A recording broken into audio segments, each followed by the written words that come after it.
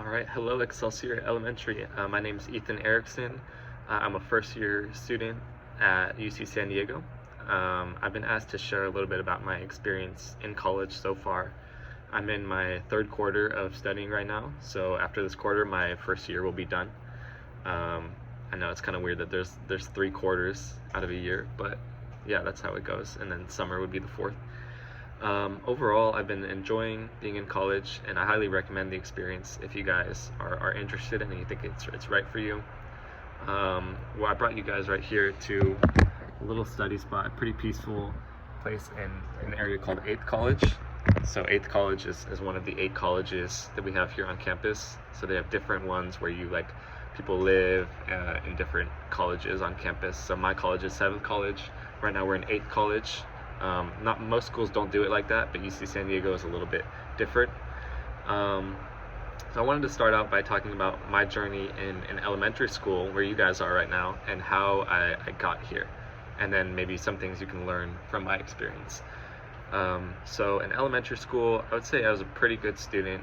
I tried hard in my classes, and I think I didn't really know why I was trying so hard in classes. I just knew that was what I was supposed to do, and I did it. But looking back, I really see the value now in what I learned back then, and skills like reading, writing, and basic math. I still use all of those skills every single day, and I'm very glad that I tried as hard as I did, and I had such great teachers back then, and I appreciate them a lot more than I do now, for sure. In terms of the journey after that, obviously there's middle school and then high school.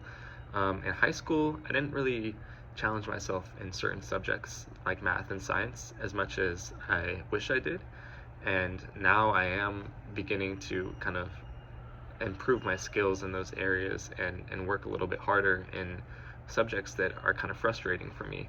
And so I actually came into school here as a reading and writing major called a literature major, and then I switched to a major called cognitive science, which is essentially studying the human brain, intelligence, and then kind of computers and how humans and computers interact. It's a little bit of a new and sort of weird area of study, but it's much more sciencey than anything I've ever done.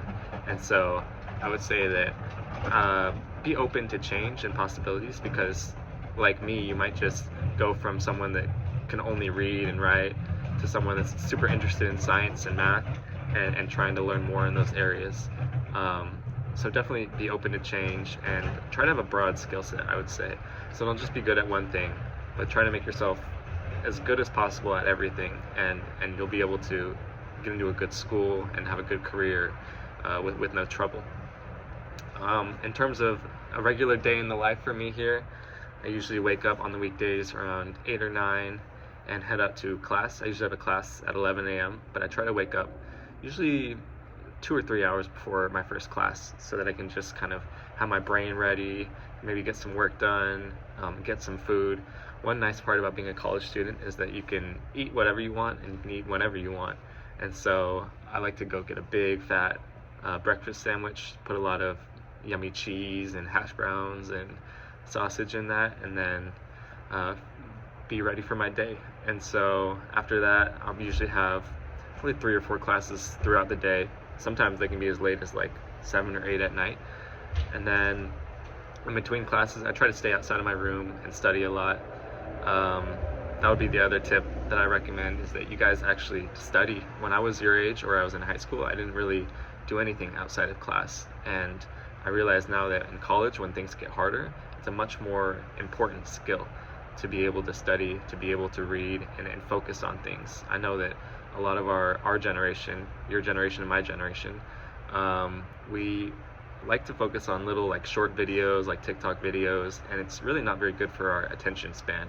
And so I'd say that as you grow older and become adults, try to preserve that attention span. See if you can sit still for 10, 20 minutes without a phone or an iPad and just read something, and see if you're able to do that, because not many people are. And if you're able to do that, you'll be ahead of most people that you're competing with for jobs and to get into schools. So that's my 5 minutes. I hope you guys learned something. Thank you for giving me the opportunity to talk to you guys, and I hope that you guys do well and can get into a good school one day.